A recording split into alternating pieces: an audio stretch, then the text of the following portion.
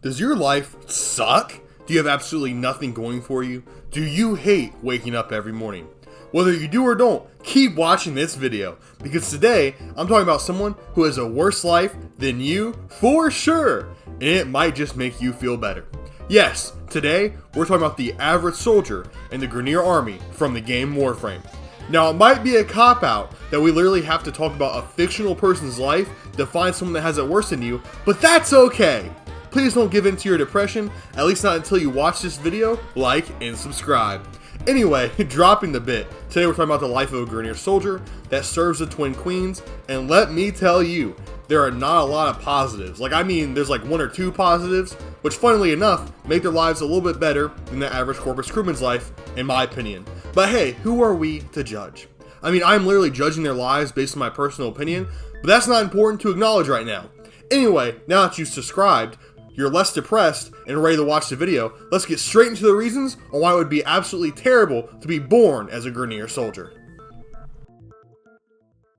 Your life as a Grineer soldier is terrible right from the start. First off, you aren't special at all. You're just a clone, with hundreds, if not thousands of Grineer being created in the exact same batch that you were created in. Not only that, but you don't even get a name. Your entire batch gets a name, and then you're assigned a number. Hey, throughout history, it's always been good to be assigned as a number, right?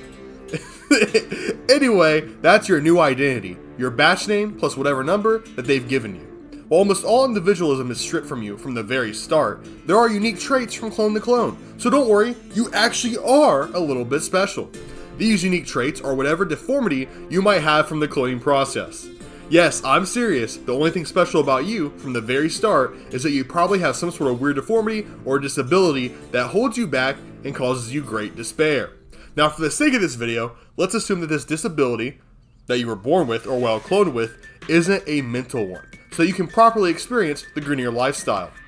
Unfortunately, you won't be lucky enough to be one of the ones lacking a sound mind who are unable to understand how terrible their situation is. The reason that you're born with so many issues right out of the gate is because of how Grineer cloning works. Due to inferior cloning technology, the Grineer have been forced to continually clone clones, which has led to the genetic templates used to create the clones degrading every single use for centuries.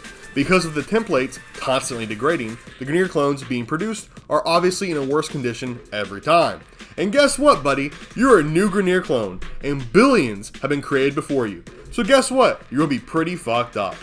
Hey, if you're lucky, it might cause your life to end pretty early, so you don't have to live with the continual pain of your body constantly degrading. Did I forget to mention that part?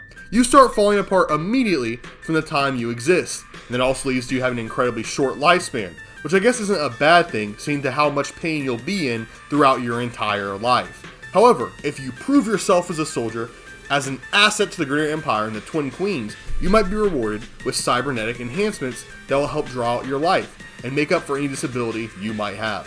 That's why pretty much every single Grineer leader that you encounter in game is nearly as much machine as they are biological living thing, with some being nearly completely robotic, such as Counselor Vahek, who might just have a face and a brain, with the rest of his body and organs being completely mechanic.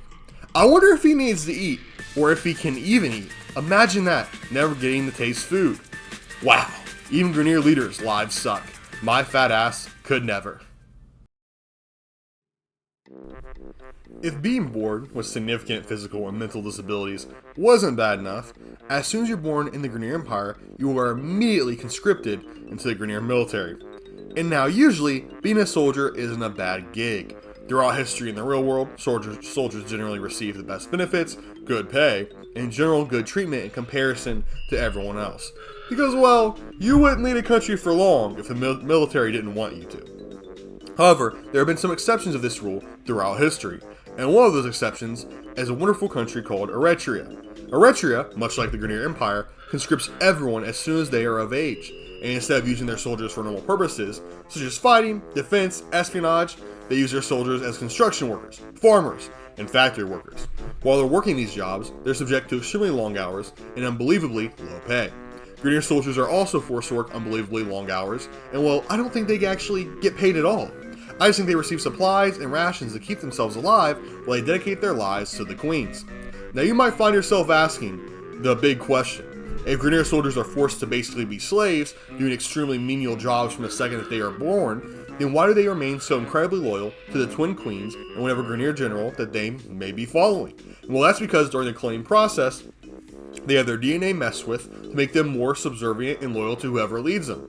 As a Grineer, you are literally bred to be a slave, or well, cloned to be one, with selective cloning choosing the most loyal and dedicated Grineers to be cloned, creating an army of nearly completely loyal clones after the most loyal had been cloned thousands if not millions of times over. Being a slave really sucks. Like really bad, guys. It's not very fun. But being a slave in poor working conditions, that's even worse.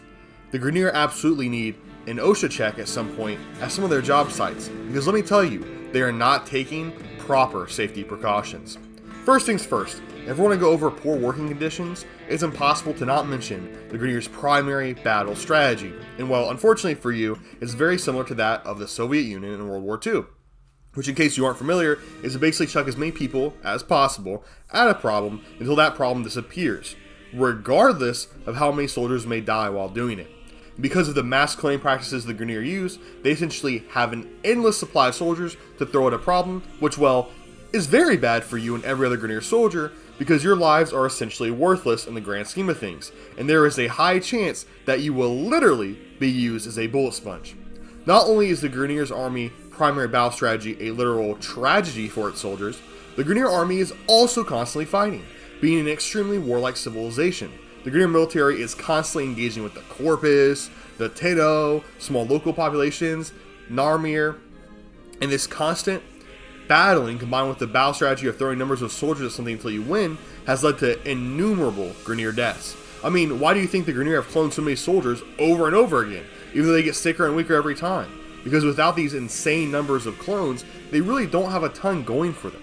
However, the incredibly dangerous battle strategy employed by the Grineer isn't the only thing that makes their working conditions absolutely awful.